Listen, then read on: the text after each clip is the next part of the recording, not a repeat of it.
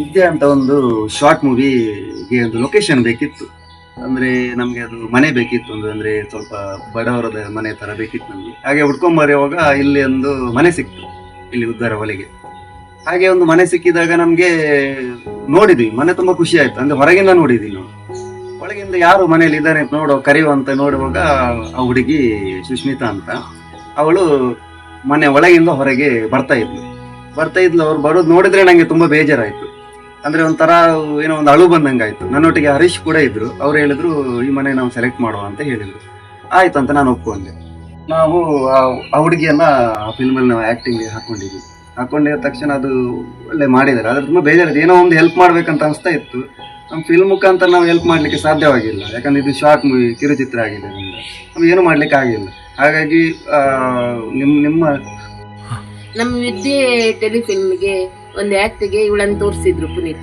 ಪುನೀತ್ ತೋರಿಸಿದಾಗ ಇವಳು ಒಳ್ಳೆದಿದ್ದಾಳೆ, ಇವಳು ಆಗ್ಬೋದು ಅಂತ ಎಣಿಸಿತ್ತು. ನೋಡುವಾಗ ಇವಳು ಸ್ವಲ್ಪ ಅಂಗವಿಕಲೆ, ಇವರಿಗೆ ಮನೆ ಮಠ ಯಾವುದು ಸಹ ಇಲ್ಲ.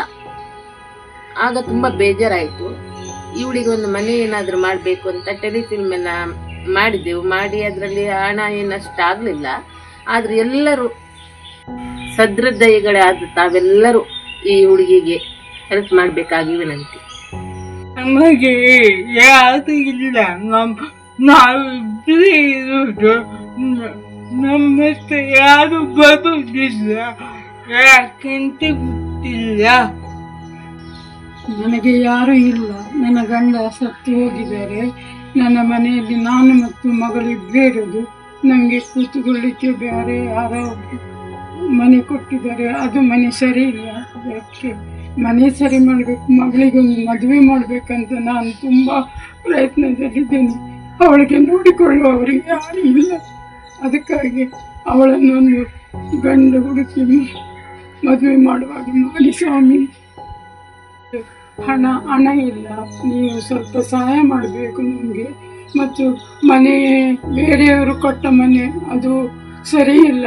ಅದಕ್ಕಾಗಿ ನಾನು ಮನೆ ಕಟ್ಟಿಸಿ ಕೊಡಬೇಕು ಮತ್ತು ಜಾಗ ಕೊಡಬೇಕು. ನಮ್ಮ ಸಂಸಾರ ಕುಟುಂಬದಲ್ಲಿ ಯಾರನ್ನು ಬರುವುದಿಲ್ಲ. ಅದಕ್ಕಾಗಿ ನಾನು ನಿಮ್ಮ ಹತ್ರ ಸಹಾಯ ಕೇಳ್ತೀನಿ. ಒಂದು ಸಹಾಯ ಮಾಡಬೇಕಾಗಿ ವಿನಂತಿ. ಅವಳ ಅಕೌಂಟ್ ನಂಬರ್ ಅನ್ನು ಹಾಕಿದ್ದೇವೆ. ಆ ಅಕೌಂಟ್ ನಂಬರ್ಗೆ ಅವಳಿಗೆ ಹೋಗ್ತದೆ. ಅದು ಅವಳಿಗೆ ಮನೆ ಮಠ ಏನು ಸಹ ಇಲ್ಲ. ಎಲ್ಲರೂ ಹೆಲ್ಪ್ ಮಾಡಬೇಕಾಗಿ ವಿನಂತಿ. ಎಲ್ಲರೂ ಒಂದು ಹೆಲ್ಪ್ ಮಾಡಿ ಅಂತ ಕೇಳ್ಕೊಳ್ತೀನಿ. ಎಲ್ಲರೂ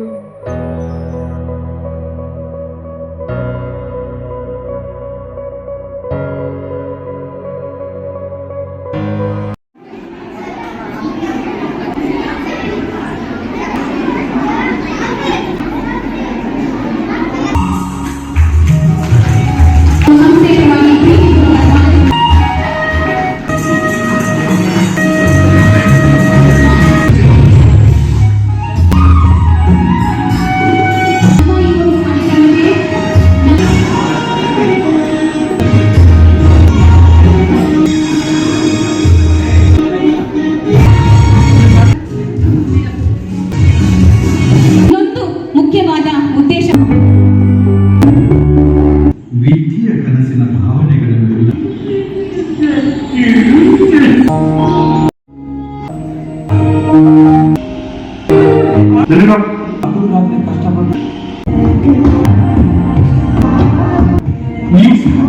ಬಹಳ ಖುಷಿ ಆಯಿತು. ಯಾಕಂದ್ರೆ ಈಗಿನ ವ್ಯವಸ್ಥೆಯಲ್ಲಿ ವಿದ್ಯಾಭ್ಯಾಸಕ್ಕೆ ಇಷ್ಟು ಪ್ರಾತಿನಿಧ್ಯ. ಯಾಕಂದ್ರೆ ನಾವು ಎಷ್ಟು ಆಸ್ತಿ ಮಾಡಿದ್ರು ಅದು ಕಳ್ಳಕಾಕರಿಗೆ ಹೋಗ್ಬೋದು, ಆದರೆ ವಿದ್ಯೆ ಎಂಬುದು ಅದು ಯಾರಿಂದ ಕದಿಲಿಕ್ಕಾಗಲ್ಲ. ಈ ಕಿರುಚಿತ್ರವನ್ನು ಇಲ್ಲಿ ನಿರೂಪಿಸಿ ಮಕ್ಕಳಲ್ಲಿ ಹೊಸ ಚೈತನ್ಯ ತುಂಬಿಸಲಿಕ್ಕೆ ಈ ಸಂಸ್ಥೆಯ ವಿಫಲವನ್ನು ವಿಶೇಷವಾಗಿ ಅಭಿನಂದಿಸಿಕೊಂಡು, ಇದರಲ್ಲಿ ಏನು ನಾವು ತಿಳ್ಕೊಳ್ಬೋದು ಅಂದರೆ, ಬಡತನ ಶಾಶ್ವತ ಅಲ್ಲ. ಬಡತನವನ್ನು ತಾಳ್ಮೆಯಿಂದ ಎದುರಿಸಿದರೆ ಒಳ್ಳೆ ದಿನ ಬರ್ತದೆ ಅನ್ನೋದು ನೋಡ್ಬೋದು. ದುಶ್ಚಟ ಯಾವತ್ತು ಶಾಶ್ವತ ಅಲ್ಲ. ದುಶ್ಚಟದಿಂದ ಹೊರಬರಲಿಕ್ಕೆ ಸಂಪೂರ್ಣ ಬೆಂಬಲವನ್ನು ನನ್ನ ಚಿತ್ರದಲ್ಲಿ ವ್ಯಕ್ತಪಡಿಸುತ್ತಾ ನನ್ನೊಂದೆರಡು ಅನಿಸಿಕೆ. ಬಹುಶಃ ಇದೆಲ್ಲ ಪೇರೆಂಟ್ಸ್ ಎಲ್ಲ ಅದ್ರ ಬಗ್ಗೆ ನೀವು ದಯವಿಟ್ಟು ಗಮನ ಇಡಿ. ಇವತ್ತು ಕಿರುಚಿತ್ರ 3-4 ಮೆಸೇಜ್ ನೋಡಿದೆ. ಒಂದನೇದಾಗಿ ಮಕ್ಕಳಲ್ಲಿ ಮೊಬೈಲ್ ಕೊಟ್ರೆ ತಂದೆ ತಾಯಿಯ ವಿರುದ್ಧ ಕದ್ದು ಮೊಬೈಲ್ ನೋಡುವಂಥದ್ದು, ಬಹುಶಃ ಅವರು ಓದುದಿಲ್ಲ. ತಂದೆ ತಾಯಿ ಇದ್ದಾಗ ಮಾತ್ರ ಓಡ್ತಾರೆ ಅವರು, ಎಲ್ಲಾದ್ರೆ ತಂದೆ ತಾಯಿ ಆಚೆ ಹೋದಾಗ ಮೊಬೈಲ್ ನೋಡ್ತಾರೆ, ಅದೊಂದು. ಎರಡನೇದಾಗಿ ಮಕ್ಕಳಿಗೆ ಕಲಿಬೇಕಂತ ಹಠ ಇರ್ತದೆ, ಕುಡಿತದ ಚಟ. ತಂದೆ ಕುಡಿಯುವುದು ಬಿಟ್ಟರೆ ತಂದೆ ತಾಯಿಯಲ್ಲಿ ಒಂದು ವಿಷಯ ಗೊತ್ತಾದ್ರೆ ಮಾತ್ರ ಅದೊಂದು ಮೂರನೇ ವ್ಯಕ್ತಿ ಅದಕ್ಕೆ ಸಹಕಾರ ಆಗಬೇಕು. ಯಾಕಂದ್ರೆ ತಂದೆ ತಾಯಿಯವರಲ್ಲಿ ಮೂರನೇ ವ್ಯಕ್ತಿ ಇನ್ವಾಲ್ವ್ ಆಗಿ ಅವರಿಗೆ ಗಮನ ಕೊಟ್ಟರೆ ಮಾತ್ರ ಮಕ್ಕಳ ಭವಿಷ್ಯ ಉತ್ತಮ ಆಗ್ತದೆ ಅಂತ ನನ್ನ ಅನಿಸಿಕೆ. ಅವ್ರು ಯಾವುದೋ ದಾರಿ ಹೋಗ್ತಾರೆ ಅನ್ನೋದು ಈ ಚಿತ್ರದಲ್ಲಿ ಕಾಣ್ತದೆ. ಬಹುಶಃ ನಿರ್ಮಿಸಿದ ನಿರ್ಮಾಪಕರಿಗೆ ಎಲ್ಲ ಸಿಬ್ಬಂದಿಯವರಿಗೆ ನನ್ನ ಈ ಒಂದು ಅನಿಸಿಕೆಯನ್ನು ತಮಗೆ ಅರ್ಪಣೆ ಮಾಡ್ತೇನೆ. ಧನ್ಯವಾದಗಳು. ಅತ್ಯಂತ ಮೌಲ್ಯಾಧಾರಿತವಾದಂತಹ ಒಂದು ಕಿರುಚಿತ್ರ ಇದೆ.